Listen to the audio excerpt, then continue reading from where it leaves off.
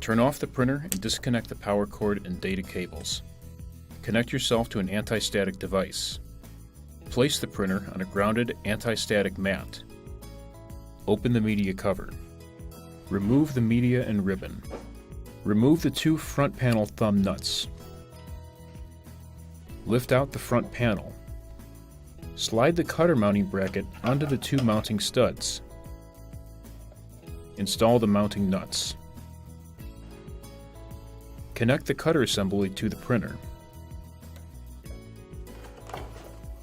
Align the cutter with the tabs and slide it into the printer. Install the mounting screw. Place the catch tray in the mounting slot of the cover. Adjust the optional rail and stops for your media.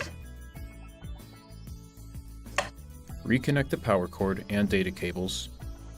Turn on the printer. Close the media door.